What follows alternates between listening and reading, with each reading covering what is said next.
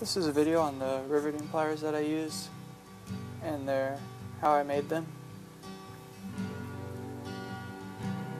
They're a pair of Harbor Freight end nippers. There's two different sizes. It's the smaller of the two, about $6.99. Grind down the blade flat so you have enough room for a little divots to be drilled in.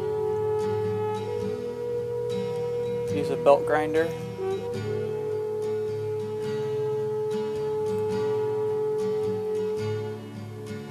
Just get a little divots to get your wire in so you can crimp your riveted rings.